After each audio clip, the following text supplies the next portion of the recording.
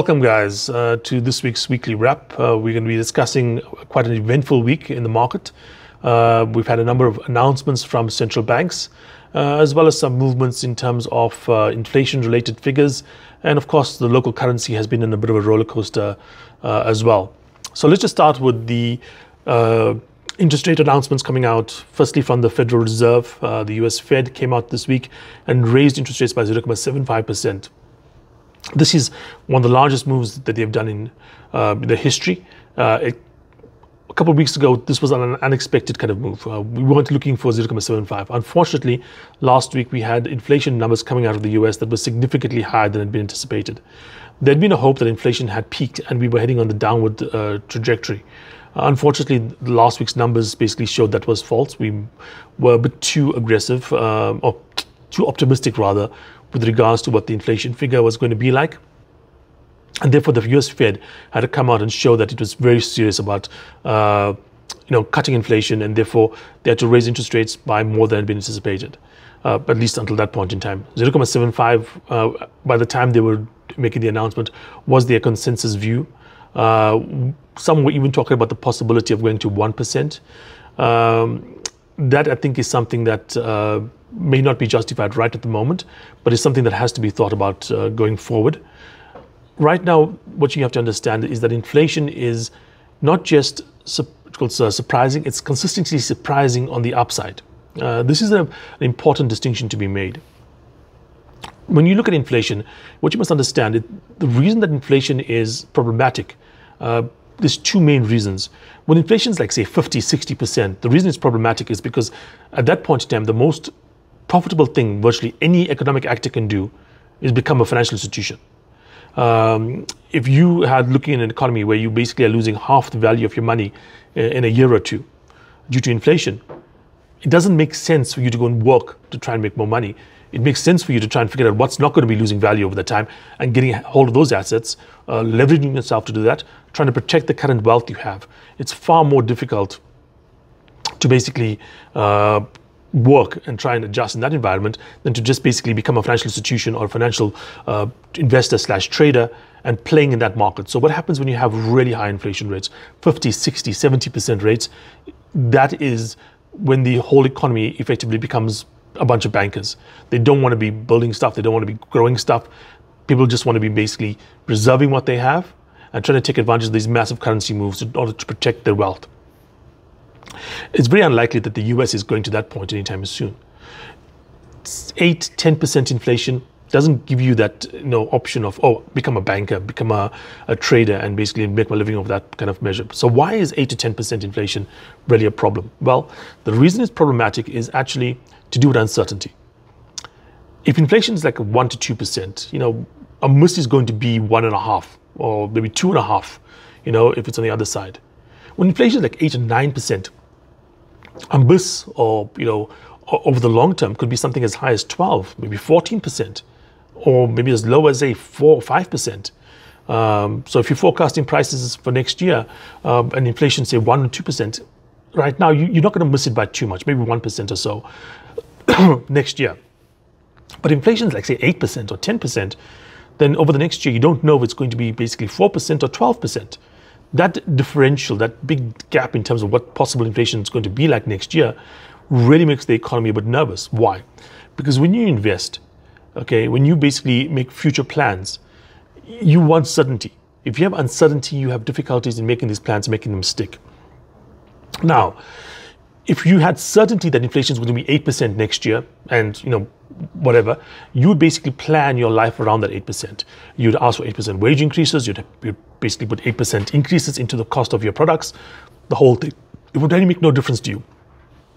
But if you were doing that and inflation actually turned out to be 12%, let's just say you put in a wage increase of 8%, assumed 8% inflation, and it actually came in at 12%, then you've taken a significant wage decrease over that year. If you were a company and you had done something similar, basically you had priced your products for 8% for the next period, and in reality you were sitting with 4% inflation. You would have a real mismatch. Then in that case, it'd be profitable for yourself. You managed to pushing these high levels through, and quite frankly, your cost of inputs were probably lower. You made more profit than you thought you would. okay? Inflation that is surprising on the upside makes things more difficult. Inflation that's surprising on the downside makes things better usually.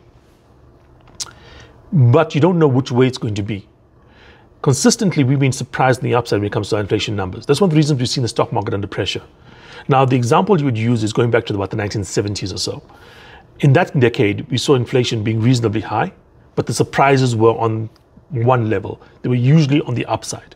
So effectively what happened, you said you expect 5, you get 6. You expect 6, you get 7. That is the kind of inflation numbers that were coming through. In the 80s, inflation wasn't dramatically different, in terms of like really high inflation numbers, but surprises tend to be on the downside. So you tend to find like, if you expected 6, you got 5. Expected 7, you got 6. So what really happens is you see a situation in which inflation, when it's basically surprising on the upside, causes much more difficulty in the economy, causes much more uncertainty, causes much more problems for both workers and for firms out there. Right now, we've been seeing kind of upward surprises on inflation. That's one of the reasons we're seeing the market under such pressure. Should we start seeing these negative surprises coming through, let's just say next time we expect 8 when you get 5, the market will recover quite strongly. It'll be very positive for the market, it'll be very positive for the economy. But right now, we don't know if that's true.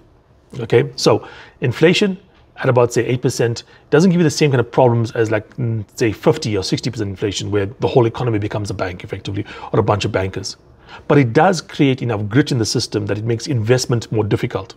Things that really suffer when we have high inflation like this year and uncertainty around inflation is things that require long-term planning. So if you have a revenue source that comes way in the future, high inflation, you don't know what that's going to really be. You have long-term projects to be built, building a bit of infrastructure, building something like that there. Very difficult to price what the future flows are going to be worth to you, okay? So that is the one thing. Another thing that inflation does is it pushes, focuses away from this long-term thing towards short-term kind of moves. So firms that are, more able to adjust short-term, that are more able to basically have a product that is not as discretionary, so you can't put off purchasing and so on. Like not like an example would be, for instance, buying a new car, buying a new iPhone. If prices are going up 20%, you might just put it off for a little while. You can't really put off buying milk and bread and stuff like that. So those kind of focuses do change. Now, one of the things we've seen over the last, say, couple of decades is a real change in terms of some of the investment money going out there. A lot of money has been going to, for instance, tech industries, tech companies. These companies make a lot of money, but they often make that money well into the future. And much of the gains that you get from them are when you basically, got into Facebook early, right? Well before it started making the billions. And often sometimes because the pricing is so aggressive that when the company starts making money eventually, prices actually come down of the stocks, even though now they're profitable versus before they were not, because we have such massive inbuilt growth expectations. If we see a situation in which these growth expectations basically are meeting up with this high inflation issue, and you have such uncertainty about inflation, well, you've got to reduce your pricing of these assets. So that is why inflation of 8-10% is a real problem. It's because of these factors. And so the Federal Reserve fighting it makes sense. We also had the UK, the Bank of England come out, and basically they raised by about 0.25%. That is not an aggressive move. We saw the pound weaken on that news. What's going to have to happen going forward is markets are going to have to follow what the US Fed is doing. If you see, even large countries like the UK or, even the European Union not following as aggressively the world's reserve currency returns, you're probably going to see weakening coming through quite strongly in terms of currencies. If that does happen, it's going to cause the prices of imports to increase. It's going to build more inflation into the system in a high inflationary environment, and eventually it's going to force these places to actually go and increase rates anyway. So rather get it done earlier than basically be forced to do it later. Also in news this week, I mentioned there's some inflation things coming out. There was a bit of a disaster at a terminal that exports natural gas from the UK, from the US to Europe. What that did was it caused gas prices in the European Union to go up significantly. We're talking 2/3 increase, 70% basically increase in natural gas prices in the European Union over the last week, not over the last month or year, over the last week. This is going to be really painful if it maintains these kind of levels going forward. It is possible it might, because we've seen reports coming out that apparently that terminal damage might be a bit worse than anticipated and could take several months to get back on track to normal levels of exports. If we see these things go into the European winter, we are likely to see a lot of pain for consumers. Europe is a very cold place. You need to have some kind of heating, option in winter, and a lot of people use natural gas for heating. If you don't have that option, electricity grills could be under pressure. People are going to be suffering if they don't have that price basically moderated to a certain extent. But at the same time, we are not seeing the same aggressive moves from the European Union, and as I mentioned, from the UK. It must be noted that in 2008, the aftermath, we saw the US react much more aggressively and cut rates, and the European Union came in much later. It is quite possible that they just have a different culture and they're much less aggressive and they're much less, fast moving. In which scenario, I would expect the dollar to increase in value versus the the euro, basically. And finally, when it comes to the South African rand, bit of a roller coaster. We breached 16 again this year. We breached 16 again this week for a bit. This is from the rand being basically about 15.30 just a few days earlier. A move of about a rand in the rand versus US dollar exchange rate in a period of roughly a week is significant. It's 7% in a week.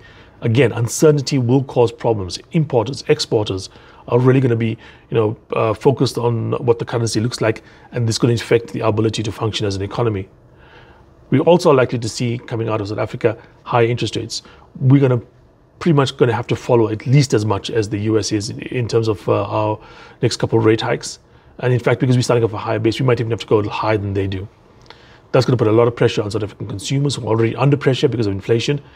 We're going to be seeing, interest rate payments for housing, etc., really become a problem. And before I leave you, I just want to put one thing out there finally.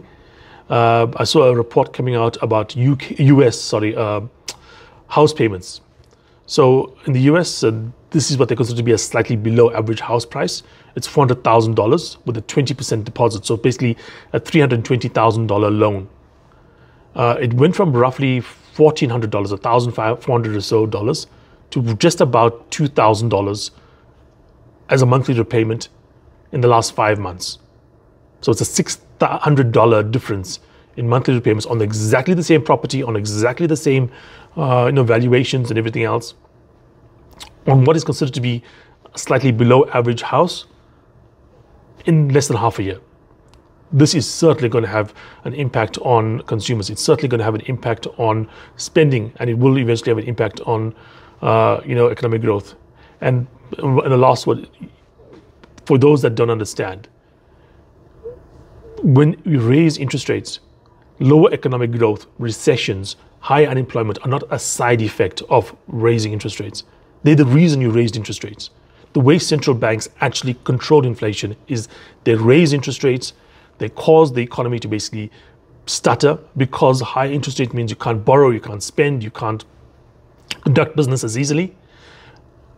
The economy basically grows less quickly, maybe even goes into recession. The number of people that are employed gets reduced, meaning there's more workers out there looking for a job. Those factors are how inflation comes down. So interest rates, slower growth, high unemployment, lower inflation. So for those that think that the central banks of the world are going to be raising interest rates, and somehow having economic growth not being affected, you don't understand how it works. High interest rates are meant to cause a slowdown and high unemployment. That's just the mechanism. Okay, on that bit of Dow news, have a great weekend, and I'll speak to you guys again next week. Cheers.